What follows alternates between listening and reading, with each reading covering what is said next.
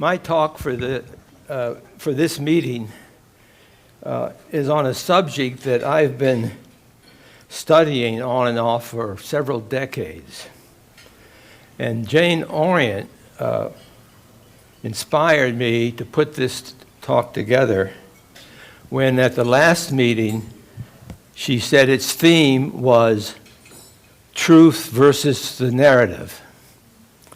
And the reigning narrative of the U.S. Civil War is that the northern states had to fight a war against the slave-holding southern states in order to end slavery in America. Is that true?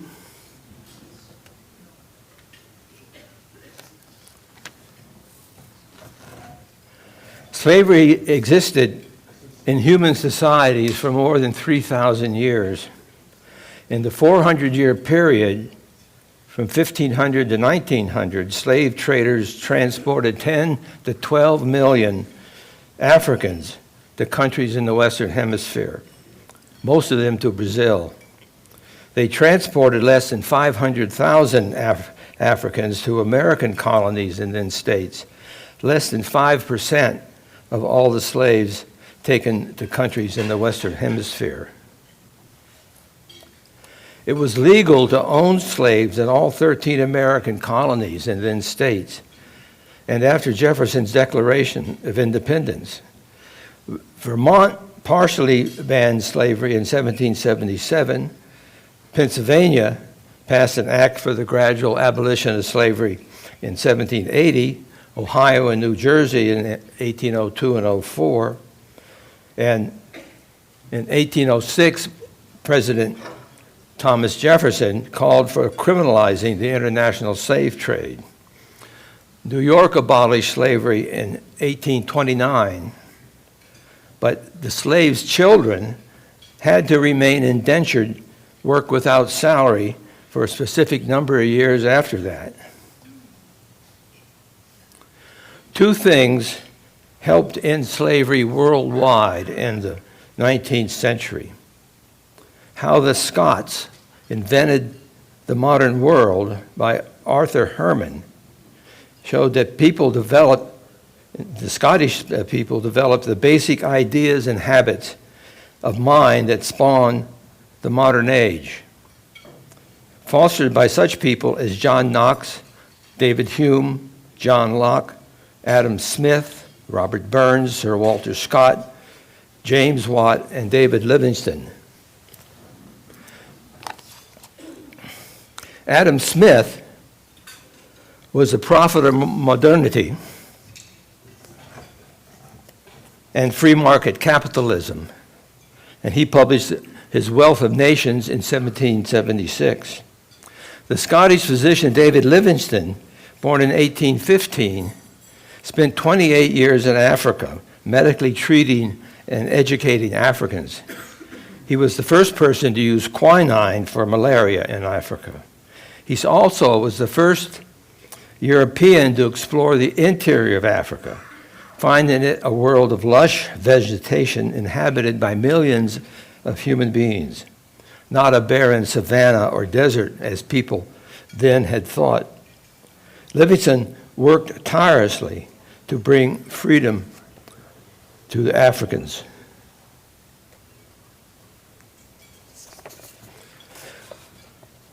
Returning home from his first 16 years living in Africa, Livingstone found himself world famous. He taught, quote, "We must smile at the heap of nonsense which has been written about the Negro intellect, and I do not believe in any incapacity of the African in either mind or heart." Scotland had the highest literacy rate of any country. Adam Smith observed how parish school system in Scotland taught, quote, "almost the whole common people to read and a very great proportion of them to write an account." Voltaire said, "We look to Scotland for all our ideas on civilization." Uncle Tom's Cabin by Harriet Beecher Stowe, published in 1852, became the best-selling book of that century after the Bible. It had a profound effect on white people's attitudes towards African Americans in slavery. Meeting Harriet Beecher Stowe at the start of the Civil War, Lincoln was to have said, "So this is the little lady who started this great war."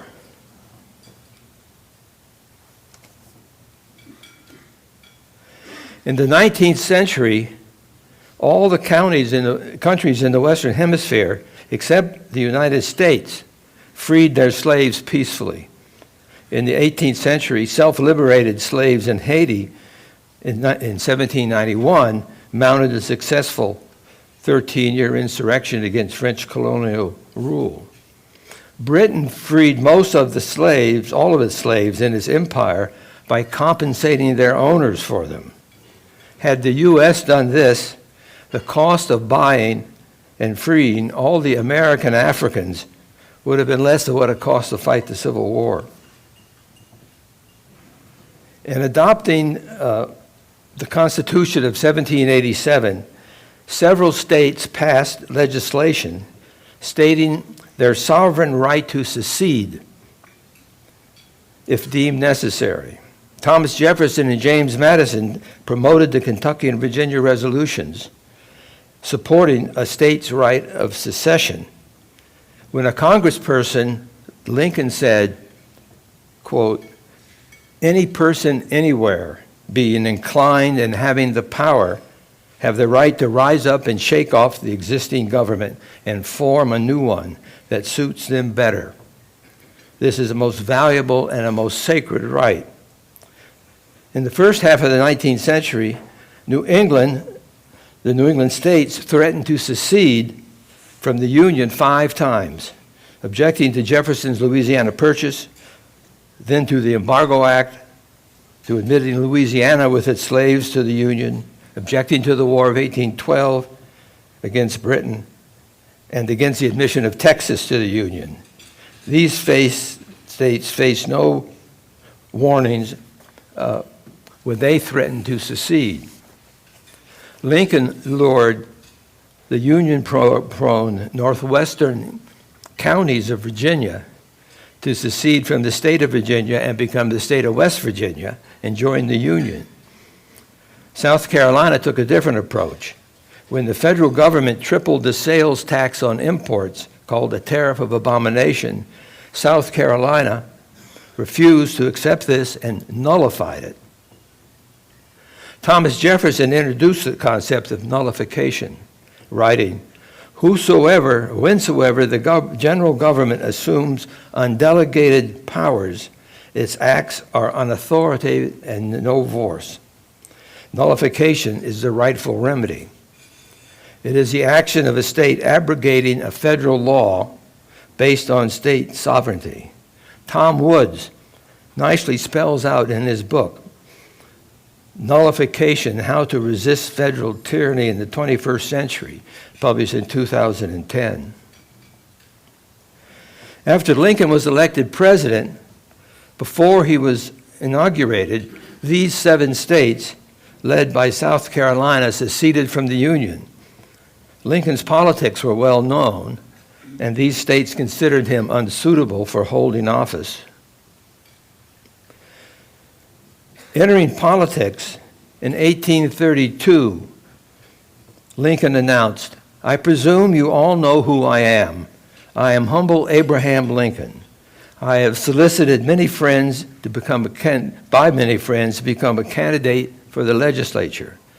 My politics are short and sweet, like the old woman's dance. I am in favor of a national bank. I am in favor of internal improvement system and a high protective tariffs. These are my sentiments and political principles." Lincoln was a disciple of Henry Clay from Kentucky, who he considered my beau ideal of a statesman.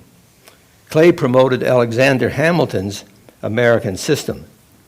This included high tariffs, freeing the United States from dependence on imports, a national bank to regulate the country's banking system and ensure a consistent supply of credit, and federally financing internal improvements, especially canals and railroads. Tom DiLorenzo in Hamilton's Curse, how Jefferson's arch enemy betrayed the American Revolution and what it means for Americans today, published in 2008, writes, Jeffersonian federalism is the true history of America. The Union was created by a voluntary compact of the states, and peaceful secession was considered an essential part of any genuinely federal compact. Either the people are sovereign over their government or they are not. If not, they are mere serfs, serving at the pleasure of their tax-collecting lords. Alexander Hamilton was the godfather of centralized government and interventionist economic policies. He despised the Jeffersonian principle of limited government and sought to establish a political basis for the permanent president. He argued that the U.S. should have a permanent president who appoints the governments of each state and possesses veto power over all state legislation. Jeremy has put together a list of recommended readings for the Civil War in your handouts. Tom DiLorenzo's Hamilton's Curse is the best book I have found on this subject. Of note, 17 of the 19 books that I recommend on the Civil War have been published in the last 25 years. Justin Morrell, a congressman from Vermont, followed the nullified tariff of abominations with a new one that President Buchanan signed in the law 2 days before Lincoln was inaugurated. Throughout his political career, Lincoln made it perfectly clear that he, like Hamilton and Clay before him, favored not only tariffs, federal taxes charged on products imported into the country, but protective tariffs, high federal taxes imposed on imports to protect similar domestic products from external competition. The Charleston Mercury wrote, the real causes of dissatisfaction in the South with the North are the unjust taxation and expenditure of the taxes by the government of the United States. Charles Dickens wrote, the Northern onslaught upon slavery is no more than a piece of specious humbug, disguised to conceal its desire for economic control over the United States. And Karl Marx, as only he could, put it this way, the war between the North and South is a tariff war. The war is, further, not for any principle, does not touch on the question of slavery, and in fact turns on the Northern lust for power. In the days before there was an income tax, property taxes, and a sales tax on domestically produced goods, tariffs on imports were the principal source of income that funded the federal government. Tariffs collected on goods imported through the southern ports covered 90% of the federal budget. The Morrill tariff once again tripled the import tariff rate from 15% to 47%. And the southern states, again, viewed this as intolerable.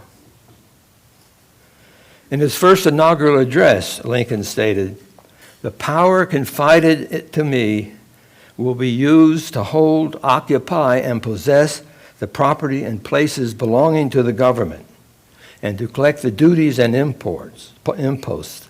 But beyond what may be necessary for these objects, there will be no invasion, no using of force, or among the people anywhere.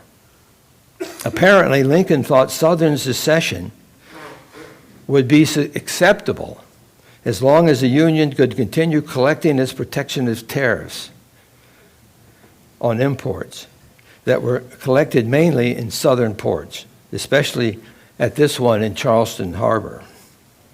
Federal forces stayed in Fort Sumter after South Carolina seceded, and the Confederates started shelling it. and the ladies of Charleston came to watch.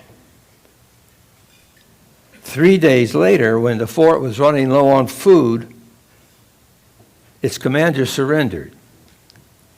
There had been no casualties, but Lincoln had maneuvered the South into firing the first shot, and the war between the states was on.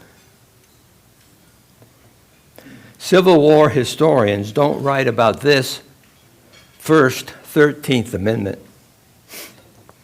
Lincoln instructed New York Senator William Seward to push through Congress a constitutional amendment named after Congressman Thomas Corwin of Ohio, which would prohibit the federal government from ever interfering with Southern slavery. It read, "No amendment shall be made to the Constitution which will authorize or give to Congress the power to abolish or interfere within any state with the domestic institutions thereof, including that of persons held to labor or service, i.e. slavery, by the laws of the state. The fugitive slave law will remain intact, so states with escaped slaves would continue to have to return them to their owners in the South."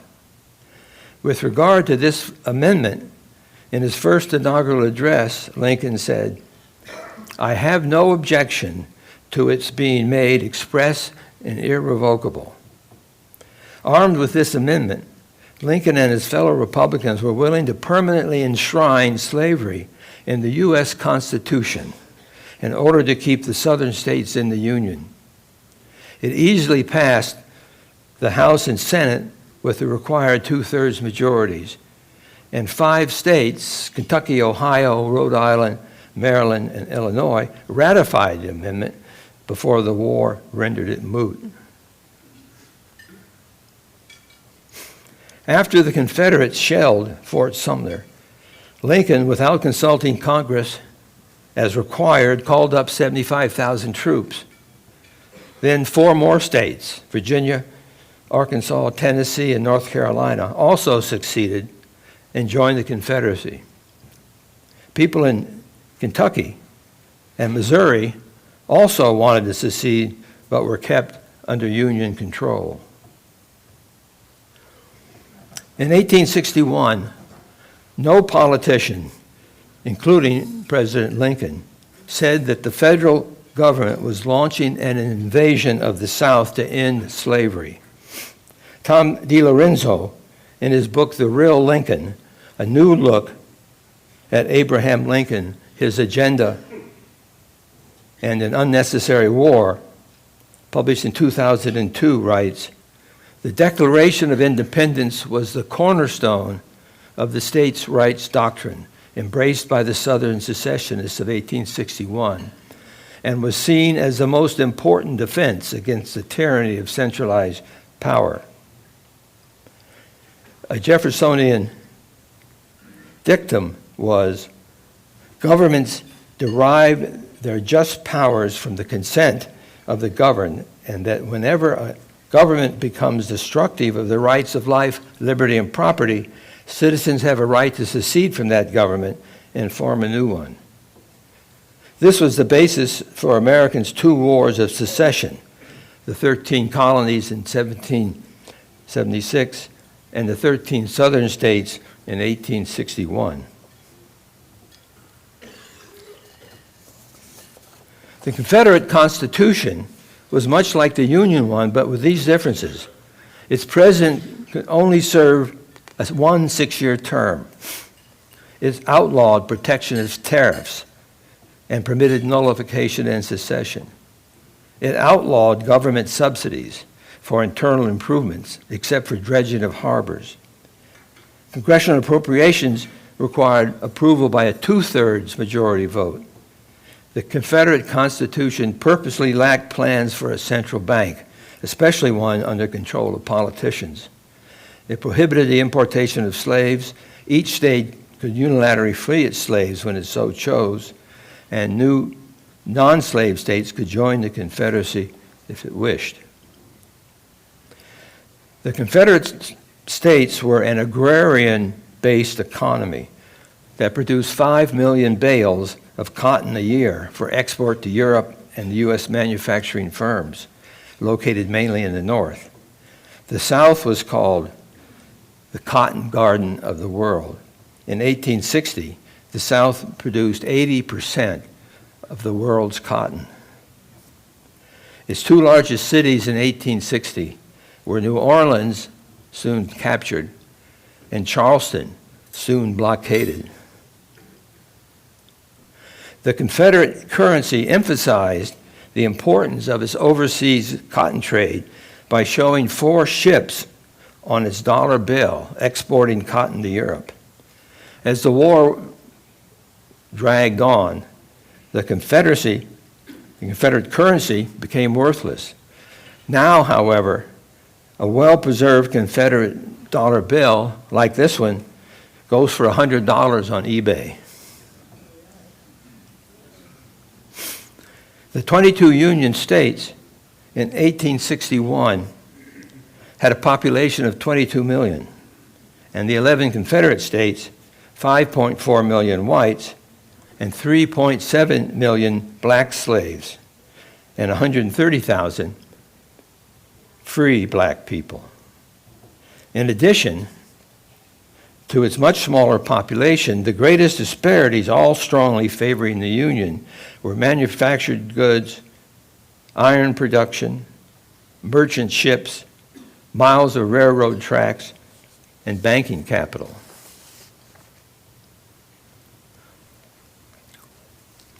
Some 60,000 troops fought the first and only major battle in 1861 at a small stream named Bull Run near the town of Manassas in northern Virginia, close to the Union capital.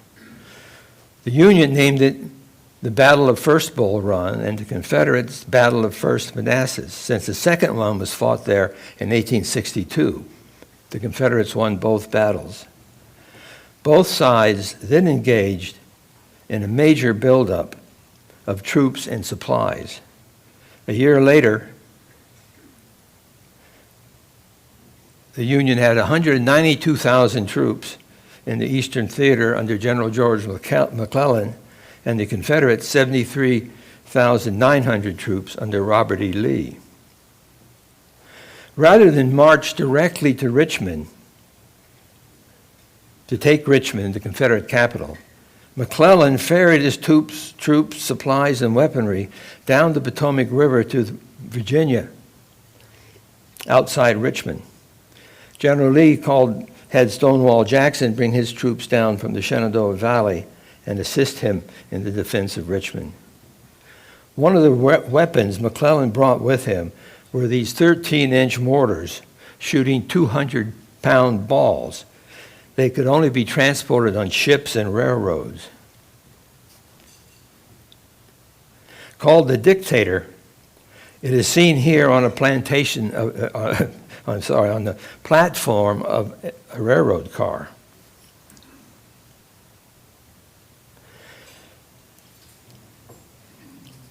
Robert E. Lee proved his mettle defending Richmond in the 7 days battles between June 25th and July 1, 1862.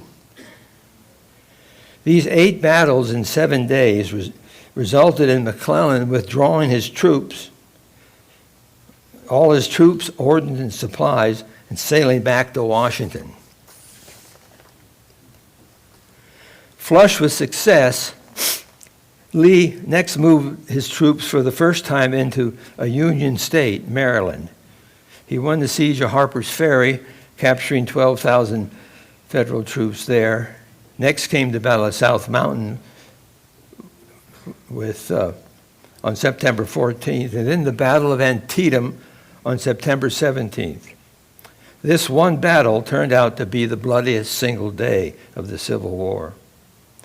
The Confederates had 13,724 casualties, comprising killed, wounded, and missing or captured, 34% of its 40,000 soldiers who fought the battle. The Union had 12,400 casualties, 17% of its nearly 75,000 soldiers.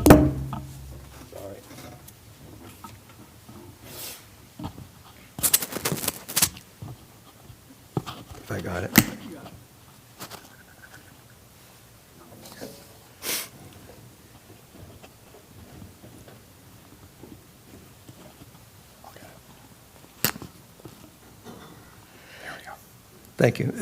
General Lee had close to the same ground at the end of the day as he did at the beginning of the battle. With General Lee, Robert E. Lee consistently winning battles for the Confederacy, European leaders were becoming increasingly convinced that the 13 Confederate states were going to win their war for Southern independence, especially if one or more European powers recognized them as a new country and provided aid like France did for the 13 American colonies when they sought their independence and seceded from Britain. With slavery being ended almost everywhere, Lincoln wrote an Emancipation Proclamation for America. He advised not to release it, however, until the Union Army finally won a victory.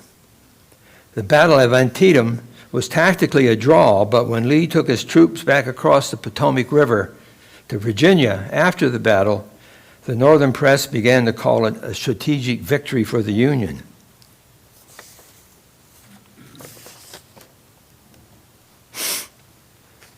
Lincoln's Emancipation Proclamation was a smart, deceptive move. It made Britain, especially, who had freed the slaves throughout its empire, to shy away from recognizing the Confederate states that had slaves. Lincoln took credit for proclaiming emancipation of America's slaves, but in fact, the proclamation did not free any slaves. It did not apply to the slave-holding border states loyal to the Union: Missouri, Kentucky, West Virginia, Delaware, and Maryland. Slave owners in those states who professed loyal to the Union could keep their slaves.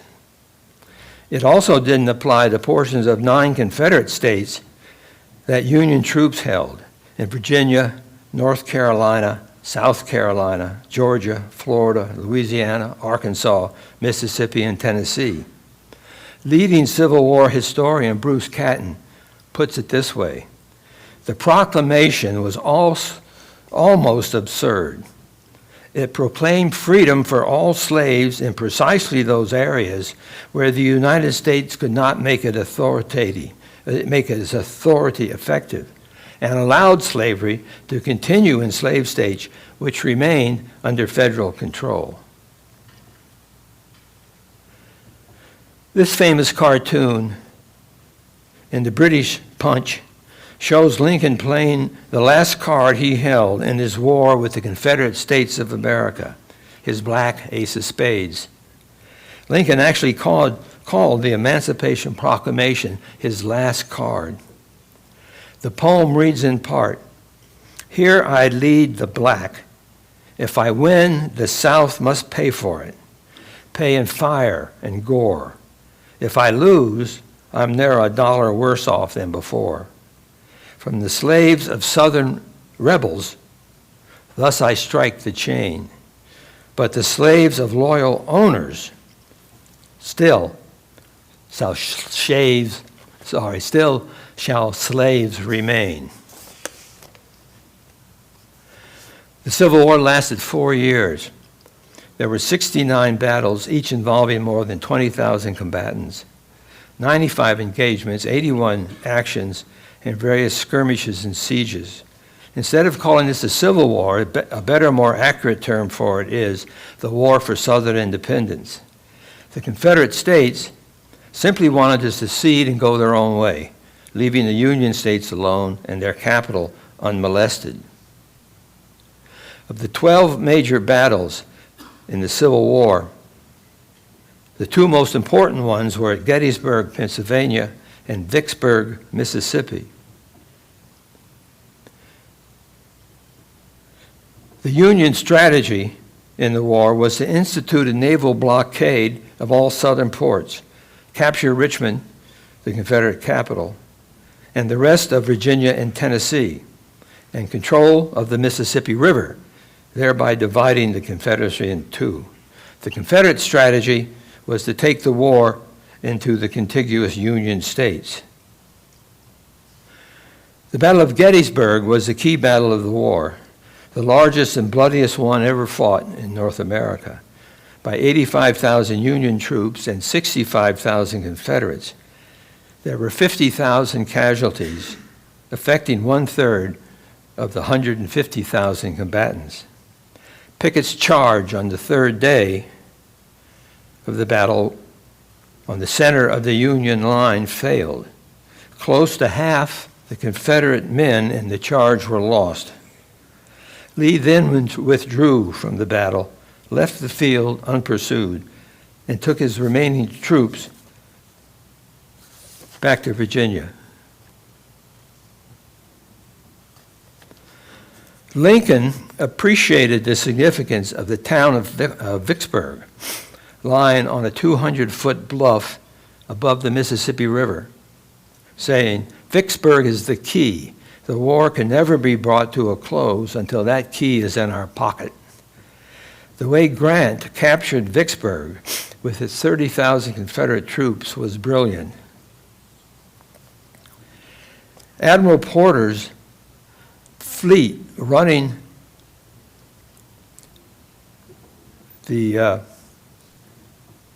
came down the Mississippi, running past the gauntlet of guns firing from Vicksburg, from his bluff, and landing miles downstream to ferry Grant's army across to the east side. Given the topography of the Mississippi River there and its surrounding environs, the only way to capture Vicksburg would be to approach it from the east. This coming from the east. With Grant's 40,000 troops now on the east side of the river, cut off from his base of supply and living off the land, he first captured Jackson, Mississippi's capital, and then conducted a siege of Vicksburg, cutting it off from being supplied and obtaining its surrender on July 4th, 1863. Lincoln declared, "The Father of Waters again goes unvexed to the sea." After Vicksburg, with congressional approval, Lincoln made Grant a 3-star lieutenant general, the first one since George Washington, with command of all the Union armies, east and west. After a stunning victory in Chattanooga, he moved his headquarters to Virginia, following a protracted siege of Richmond and Petersburg. The war ended in April 1865 when Lee surrendered his army of Northern Virginia to Grant at Appomattox. The two greatest generals of the Civil War were Confederate General Robert E. Lee and Union General Ulysses S. Grant. General Grant comes out on top. This simple, honest, unpretending man, as General Sherman described him, was then the first general in American history to attain the rank of a 4-star full general. I recommend 2 biographies of Grant. One is U.S. Grant, American Hero, American Myth by Joan Wall, professor of history at UCLA, published in 2009 by the University of North Carolina Press.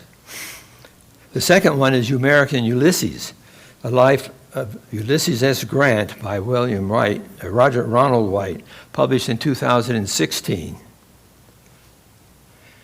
Retired General David Petraeus declares this one by Wright, quote, "certain to be recognized as the classic work on Grant. American Ulysses is a monumental examination of one of the most compelling figures in American history." Ronald White puts 2 quotes about Grant at the beginning of his biography.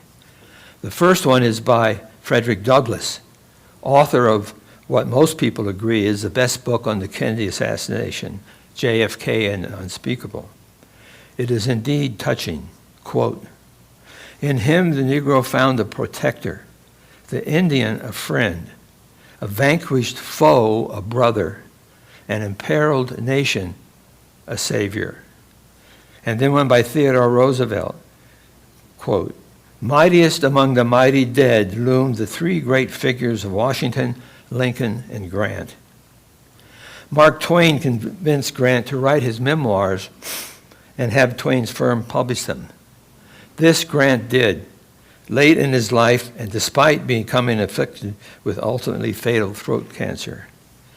Grant's lucid, compelling, candid, and brutally honest memoirs are considered to be the greatest American autobiography. After the war, Grant served 2 terms as the 18th President of the United States, 1869 to 1877. He was the first president to serve two full terms in office since Andrew Jackson did in 1829 to 1837, 11 presidents later. People urged him to run for a 3rd term, which was then allowed, but he declined. And the next 10 presidents after Grant served no more than 1 term each until Woodrow Wilson. Instead, Grant went on an interrupted 2.5-year world tour with Julia, his wife, to worldwide acclaim. Grant was not as bad a president as historians make him out to be. He held office during Reconstruction, sought freedom and justice for black Americans, and worked to crush the Ku Klux Klan. Frederick Douglass called Grant the vigilant, firm, impartial, and wise protector of my race. Grant issued 91 presidential vetoes, more than all previous presidents combined, and the House and Senate could only overrule 4 of them. Most importantly, in his 2nd term, Grant restored the gold standard, which produced a half-century of U.S. prosperity. Grant came from Ohio, shown here with his favorite bay horse, Cincinnati.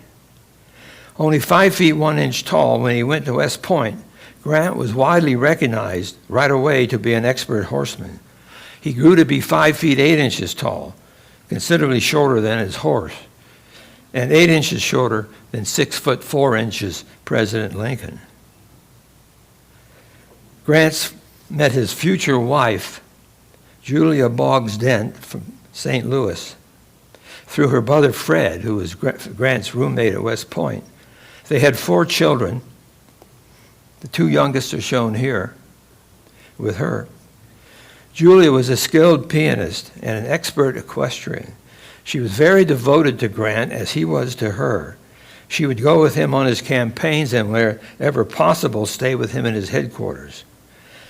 Ulysses and Julia had a close and loving marriage. Bruce Canton writes, "The fact is that they shared one of the great romantic, beautiful loves of all American history."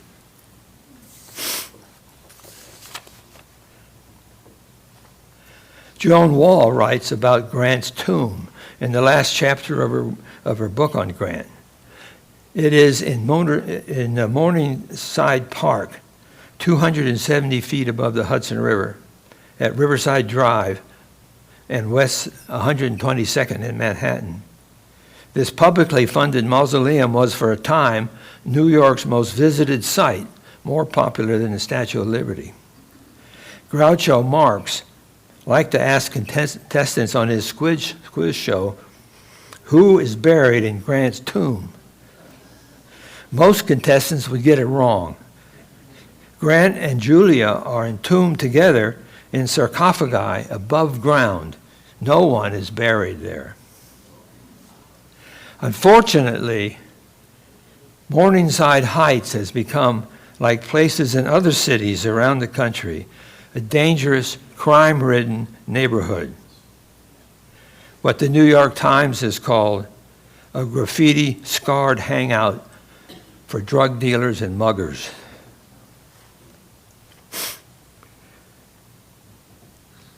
158 years after the Civil War ended, there are now some 318 military bases in the United States, at least one in every state, with 41 in California, 30 in Virginia, and 21 in Florida.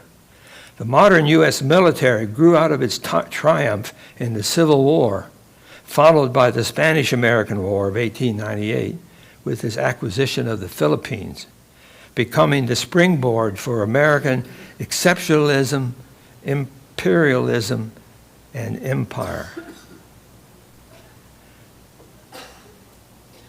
The U.S. maintains some 800 military bases in 80 countries around the world. And with Finland recently joining NATO, the U.S. has offered to build additional bases there.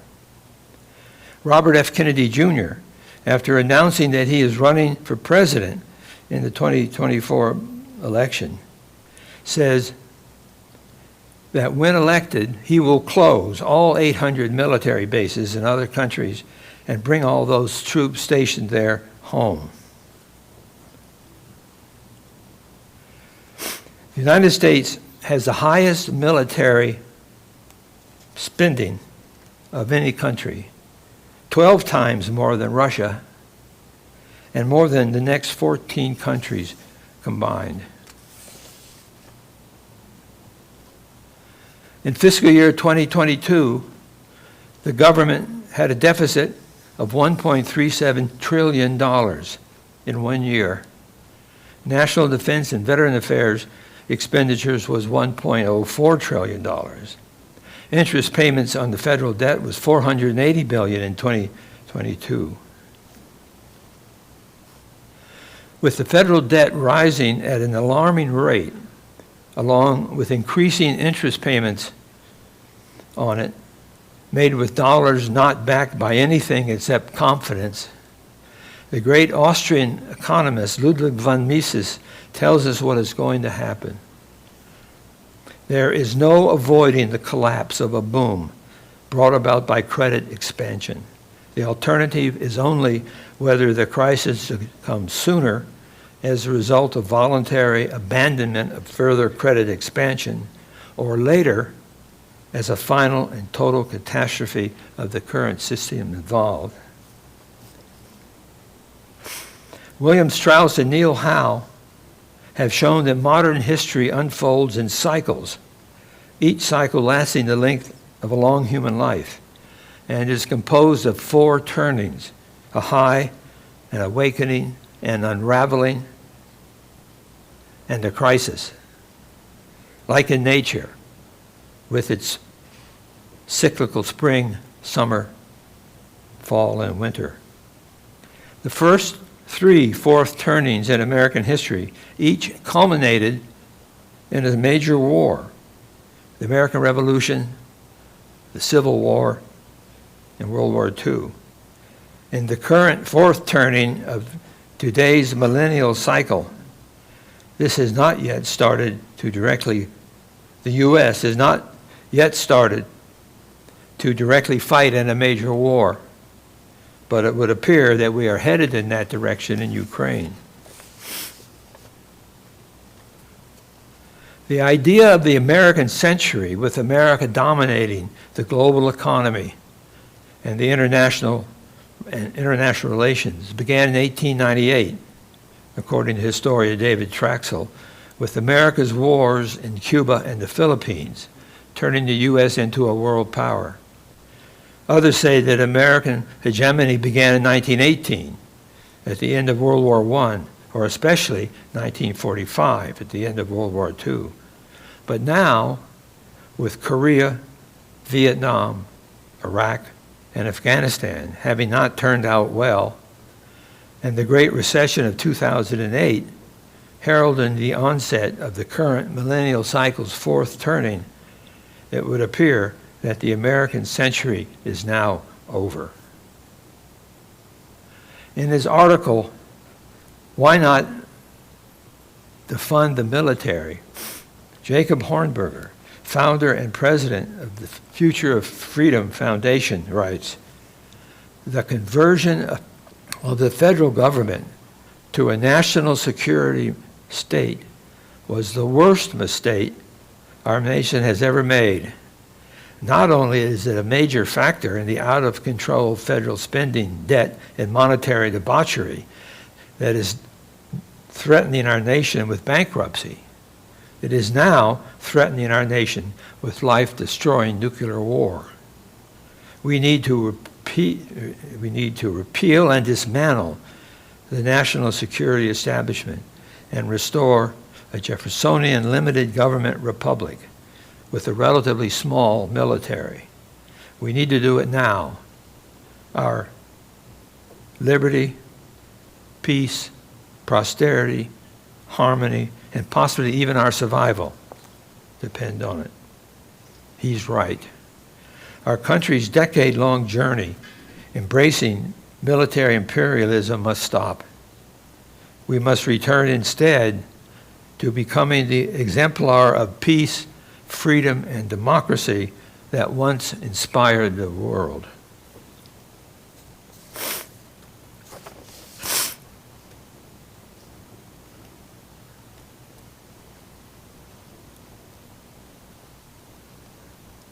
I need help getting this next to last slide in.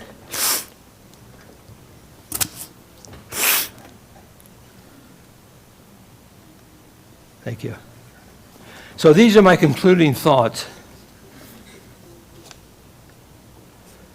First, a war was not necessary to end slavery in the United States.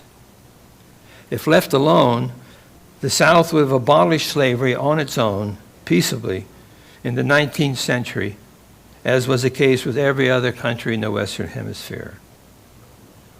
Second, Southern secession would have been a good thing. The North's drive for empire and global dominion would have been dampened if another large country, the Confederate States of America, with its 3 markets, had occupied a large part of the North American continent, along with the United States and Canada.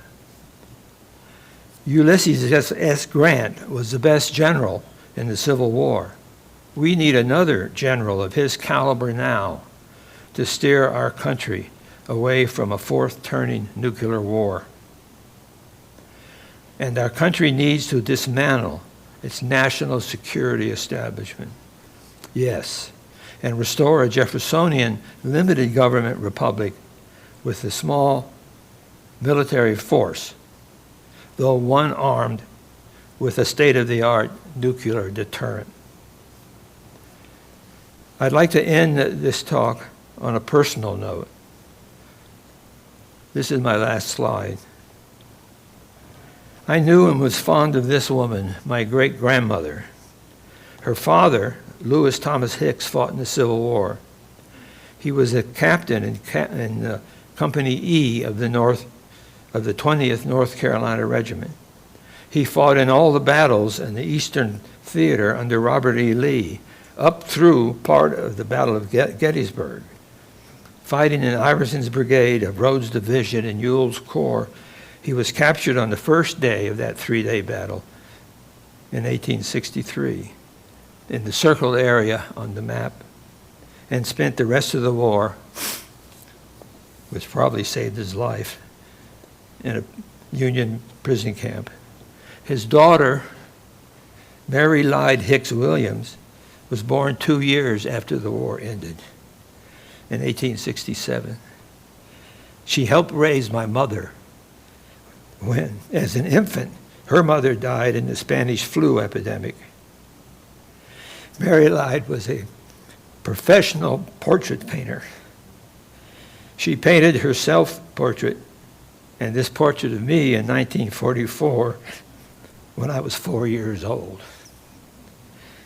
We remained close, and our family would visit her in North Carolina each summer until she died in 1958, age 91, when I was 18 years old. For me and many other people my age, the Civil War does not seem that long ago. Thank you.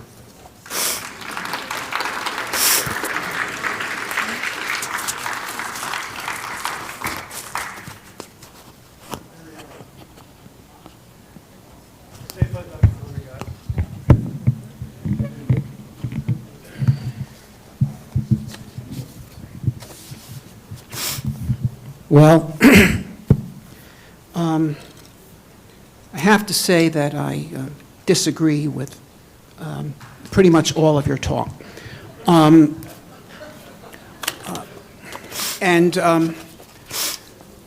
rather than go through it point by point, I want to let the people of the time speak for themselves. So I'm going to read you part of a speech that was given in 1876 by Colonel Robert Ingersoll. He had been a colonel in the Union Army, and this is to a group of Civil War veterans in Indianapolis. This is Ingersoll's 1876 Indianapolis speech, okay? And this is to veterans of the soldiers of the rebellion, as it was called. It says, "Ladies and gentlemen, fellow citizens and citizen soldiers, I am opposed to the Democratic Party, and I will tell you why. Every state that seceded from the United States was a Democratic state. Every ordinance of succession was drawn by a Democrat. Every man that endeavored to tear the old flag from the heaven and riches was a Democrat. Every man that tried to destroy this nation was a Democrat. Every enemy this great republic has had for 20 years has been a Democrat. Every man that shot Union soldiers was a Democrat. Every man that denied to Union prisoners even the worm-eaten crust of famine, and when some poor emaciated Union patriot driven to insanity by famine saw in an insane dream the face of his mother, and she beckoned him and he followed, hoping to press her lips once again against his fevered face, and when he stepped one step beyond the deadline, the wretch that put the bullet through his loving, throbbing heart was and is a Democrat. Every man that loved slavery better than liberty was a Democrat. The man that assassinated Abraham Lincoln was a Democrat. Every man that sympathized with the assassin, every man glad that the noblest president ever elected was assassinated was a Democrat. Every man that wanted the privilege of whipping another man to make him work for him for nothing and pay him with lashes on his naked back was a Democrat. Every man that raised bloodhounds to pursue human beings was a Democrat. Every man that clutched from shrieking, shuddering, crouching mothers, babes from their breasts, and sold them into slavery was a Democrat. Every man that impaired the credit of the United States, every man that swore we would never pay the bonds, every man that swore we would never redeem the greenbacks, every maligner of this country's credit, every calumniator of this country's honor was a Democrat. Every man that resisted the draft, every man that hid in bushes and shot at Union men simply because they were endeavoring to enforce the laws of their country was a Democrat. Every man that wept over the corpse of slavery was a Democrat. Every man that cursed Abraham Lincoln because he issued the Proclamation of Emancipation, the grandest paper since the Declaration of Independence, every one of them was a Democrat. Every man that denounced the soldiers that bared their breasts to the storms of shot and shell for the honor of America and the sacred rights of man was a Democrat. Every man that wanted an uprising in the North, every man that wanted to release the rebel prisoners so that they might burn down the homes of Union soldiers above the heads of their wives and children, while the brave husbands, the heroic fathers, were at the front fighting for the honor of the old flag, every one of them was a Democrat. I am not through yet. Every man that believed this glorious nation of ours is a confederacy, every man who believed that the old banner carried by our fathers over the fields of revolution, the old flag carried by our fathers over the fields of 1812, the glorious old banner carried by our brothers over the plains of Mexico, the sacred banner carried by our brothers over the cruel fields of the South, simply stood for a contract, simply stood for an agreement, was a Democrat. Every man who believed that any state could go out of the Union at its pleasure, every man that believed the grand fabric of the American government could be made to crumble instantly into dust at the touch of treason was a Democrat. Every man that helped to burn orphan asylums in New York was a Democrat. Every man who tried to fire the city of New York, though he knew that thousands would perish and knew that the great serpent of flame leaping from buildings would clutch children from their mother's arms, every wretch that did that was a Democrat. Recollect it. Every man that tried to spread smallpox and yellow fever in the North as the instrumentalities of civilized war was a Democrat. Soldiers, every scar you have on your heroic bodies was given to you by a Democrat. Every scar, every arm that is lacking, every limb that is gone is a souvenir of a Democrat. I want you to recollect it. Every man that was the enemy of human liberty in this country was a Democrat. Every man that wanted the fruit of all the heroism of all the ages to turn to ashes upon the lips, everyone was a Democrat. Okay, now, and then he goes on, I am a Republican, and he explains why. Okay, and what he goes on to say, by the way, is the Republican Party does not need slaves. Why? Because the forces of nature are the slaves of the Republican Party. We make gravitation.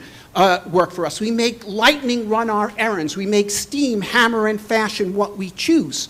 Okay? That the free states were based on technological progress. Technological progress allowing free labor to earn its keep and earn a good wage, whereas the South dealt with labor shortage by coercion, by forcing people to work for nothing.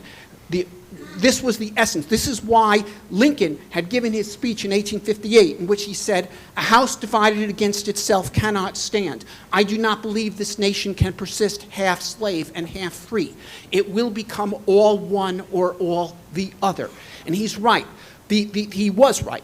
Okay, the decisions were made by the Democrat-run Supreme Court that allowed slavery to be expanded into the North. The Dred Scott decision effectively would have done that. And that's what the slaveholders want. They wanted the West opened up to slavery. They wanted the North opened up to slavery. And Lincoln, while he made various statements and compromises, he was a practical politician, he was known to be anti-slavery. That's why the South succeeded when he was elected. Okay? And then they had it out. But that's what this is. And I have to tell you right now, the world today is a house divided. The world today is half slave and half free. And I do not think it can remain that way. It is going to become all one or all the other. And I do not believe we can just abolish the U.S. military and trust ourselves to the tender mercies of Vladimir Putin and Mr. Xi. Okay? This is not so. We live in a world where we have to fight for what we stand for. We stand for the free world. We stand for a free future of humanity, and we have to take that stand. Thank you.